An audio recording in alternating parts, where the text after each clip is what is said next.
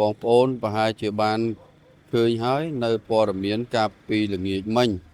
ដោយបុគ្គលម្នាក់ដែលមានឈ្មោះត្រីសក្តាដែលជាអ្នកល្បីឈ្មោះនៅក្នុងបណ្ដាញសង្គមមួយរូបបានធ្វើការ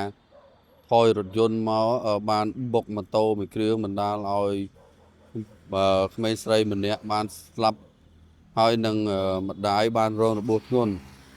ពេលនេះគឺគាត់កំពុងតែ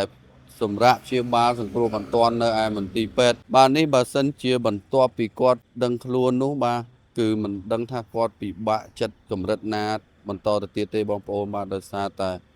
បានបាត់បង់កូនជាទីស្រឡាញ់របស់គាត់បាទហេតុការណ៍នេះហ្នឹងគឺបង្ក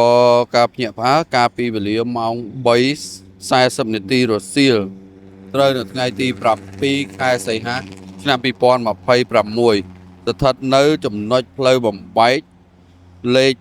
598កែងផ្លូវទាល់មួយកន្លែងស្ថិតក្នុងមូលដ្ឋាននៃសង្កាត់ភ្នំពេញថ្មីខណ្ឌសែនសុខរាជធានីភ្នំពេញយោងតាមព័ត៌មានបឋមពីបងប្អូនប្រជាពលរដ្ឋបុគ្គលម្ចាស់រថយន្តបានគេងនៅក្នុងរថយន្តទើបកម្លាំងមានសមត្ថកិច្ចទៅដាស់គាត់ស្រាប់តែបុគ្គលខាងលើភ្ញាក់រួចព្យាយាមបើករថយន្តថយក្រោយជ្រុលទៅបុករះរថយន្ត2គ្រឿងរួចបន្តថយក្រោយមួយទំហឹងបណ្ដាលឲ្យជ្រុលទៅបុកម៉ូតូ Zoomer X មួយគ្រឿងទៀតដែលជិះដោយម្ដាយនិងកូន2នាក់កលម៉ូតូជាប់ក្រោមកង់រថយន្តបង្កឲ្យម្ដាយនិងកូនរងរបួសធ្ងន់ប្រពន្ធដដែលបានបន្តថាម្ដាយនិងកូនត្រូវបានបញ្ជូនទៅសង្គ្រោះ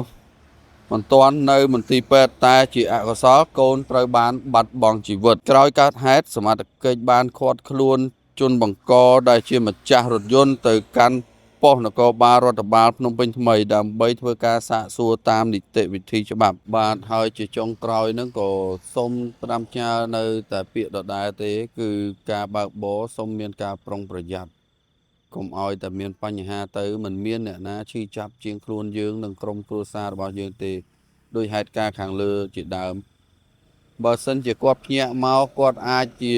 មិនមានបញ្ហាឬក៏អីទេគាត់អាចនិយាយជាមួយនឹងសមាជិកមិនទៅជាមានរឿងអញ្ចឹងទេបងប្អូនប៉ុន្តែមិនដឹងថាគាត់ភ្ញាក់ឡើងនឹងគាត់ក្នុងអារម្មណ៍គាត់ឬក៏